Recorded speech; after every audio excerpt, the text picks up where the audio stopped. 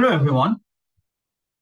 Some years ago, I set out to write a book on one of my gurus, the Anglican Christian Charles Freer Andrews. In my early 20s, I was deeply transformed by his book, What I Owe to Christ. Instead, I ended up writing a book on someone whom Andrews regarded as his own guru, namely Rabindranath Tagore. My book is dedicated to Andrews. Suppose you are 8 years old and you have an uncle. Call him Uncle Francis. Uncle Francis visits you every weekend and tells you fairy tales about a wolf, Mr. Wolf. Many years later, you go to university and start a PhD in quantum physics. Sometimes you have this nagging thought. Certain concepts in quantum physics are so resonant with what Mr. Wolf says in those fairy tales. How is this possible? And then one day you discover the diary of Uncle Francis, who died many years ago. In one entry, he writes, I am writing these stories about Mr. Wolf to introduce quantum physics to my niece. My relation with the songs of Rabindranath Tagore is analogous to the relation of this niece with the stories about Mr. Wolf written by Uncle Francis. For many years, these songs of Tagore were just songs. Beautiful melodies and nice rhythms. Only in my late 20s, the realization hit me with the revelatory force of a thunderbolt. They are not just songs.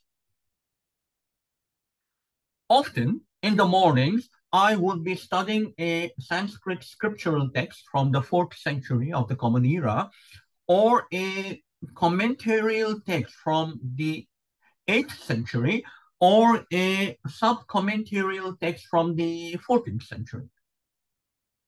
And then in the evening, when I would listen to a Rabindra Songit, I would hear that pre-modern Sanskrit template come alive in the Bengali song.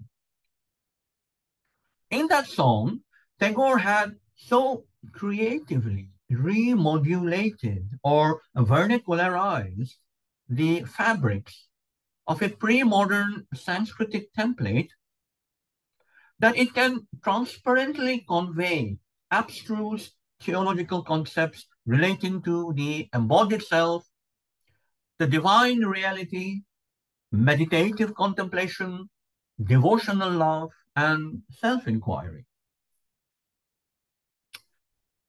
This realization helped me to unravel a small existential mystery. Often, it has happened that my interlocutors have asked me, from which Hindu guru have you taken Diksha, that is, initiation? When I reply, nobody, they say, but how is that possible? You talk so much like a Hindu guru yourself. I used to feel puzzled by this claim, for I have no pretensions to be a guru of any type whatsoever. My pedagogic philosophy is unwaveringly shaped by this paradox. A true guru will never accept any disciple. A true guru will only accept someone who recognizes their own potential to become another guru. And then I slowly began to understand why some people feel this way, that I am speaking as a Hindu guru.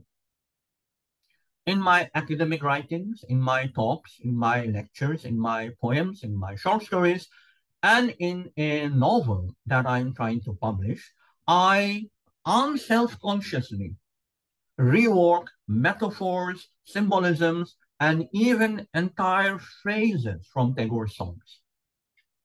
I do it even without consciously realizing it. And because these metaphors, symbolisms, and phrases are ultimately drawn from some pre-modern pan-Hindu Sanskrit texts, my interlocutors think that they are hearing the voice of a Hindu guru when they converse with me. What they are hearing, in truth, is the voice of Tagore, who has creatively rearticulated in Bengali and in English various pre-modern Hindu visions of the self and the world for our own times. The translatory process works in the reverse direction too. Today, when Hindu gurus from diverse diasporic denominations, ultimately from northern, northwestern, and south India, talk to me, their ways of speaking strike deep chords in my theosonic spaces, which are suffused with Rabindra Sangit.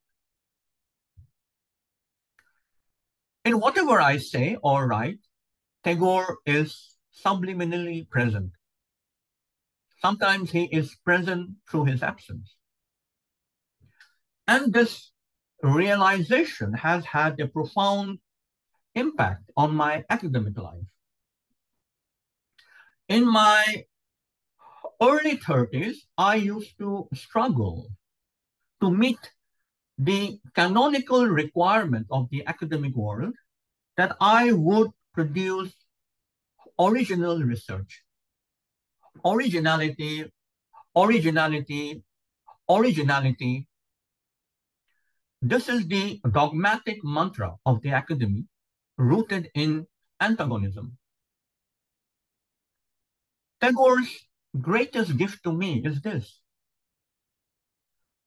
He liberated me from the anxiety of influence and the narcissism of small differences. I have now published several books and several articles. In none of them do I make this claim. This is groundbreaking research and an original contribution. Every time I have wanted, sometimes desperately, to add that sentence, I have heard the still small voice of Tagore saying to me, my friend, don't even try. Even I was not original in one sense. I was listening attentively to my own masters and crafting multiple images on the shifting canvases of my heart. So why do you, my unwitting disciple, suffer from this anxiety? Slowly and slowly, I began to feel that I can write freely. I can write with the sheer delight of writing, in the joyful leela of sketching the fine-grained contours of a vision. Every time I sit down to write something, my aspiration is to produce sentences that will be as luminous, as precise, and as concise as the thin rays of the orange sun lighting up the dawn sky and awakening the sleeping lotuses in the ancient lake covered with green moss. To write with that aspiration is to try to remove human ignorance and ignorance, too, is a form of suffering, cognitive suffering. That aspiration is the consolation of my heart, the engine of my mind, and the generative spirit of my academic life. Looking back at the last 30 years of my life, I see that this aspiration, implicitly or consciously, has driven my restless mind hither and thither across the vast hinterlands of Hindustan or Bharat in Tagore's Bengali. Today, when I pick up a religious commentary or a scriptural narrative, my first question is not, is this a Hindu text or a Buddhist text or a Christian text or a Muslim text? But is this text a product of Hindustan? And if it is, I again hear the still small voice of Tagore telling me, your heart is Hindustani, and nothing that is produced in Hindustan can be alien to your academic existence.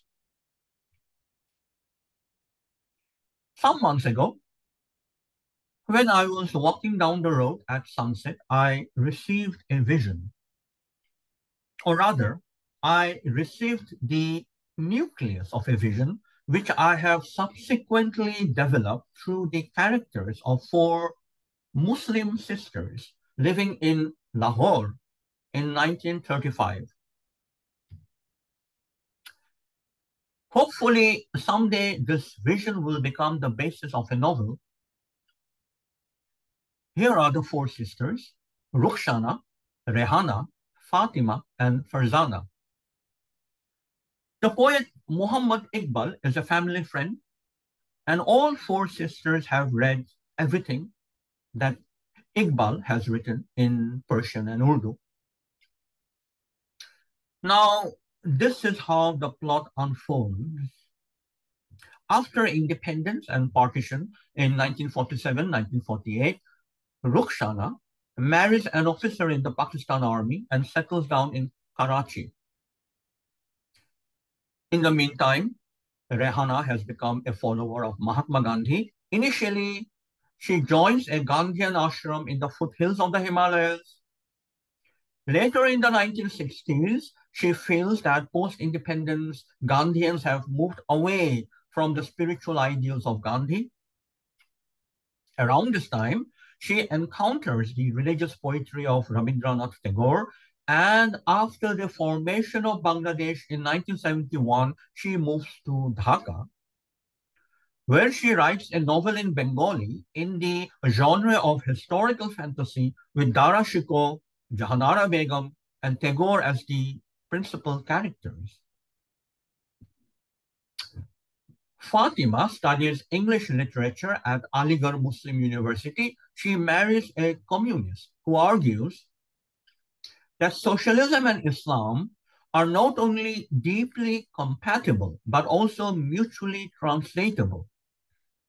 After 1947, the couple first go to Beirut, and then they move to New York, where Fatima starts a new department of Urdu and Hindi, and her husband gives lectures on Sufi mystical theology from Central Asia. And that brings us to Farzana. She meets Liam McCormack, an Irish Roman Catholic from Dublin, who is an officer in the Indian Civil Service. Liam accepts Islam and marries Farzana. And after independence, they settle down in East London, where they start a free school to teach English to the children of newly arrived immigrants, Hindu and Muslim, from South Asia. How would this novel end? I do not know yet. I will have to think more, or rather, the novel will have to think itself more through me. Some of you may have read Tagore's novel Gora. You will understand why Liam McCormack has to be Irish and Christian. Some of you may have heard about the six Mitford sisters. If you hear some echoes of the six Mitford sisters, and especially of Jessica Mitford in these four Muslim sisters, that's great because I do want you to hear those echoes. I hope that someday I will have the strength, intellectual and physical, to finish writing this novel. The deeper I move into middle age, the more I feel my cognitive powers steadily declining. Often I cannot recall the names of authors and the titles of books, the dates of historical events, and the technical names of philosophical standpoints.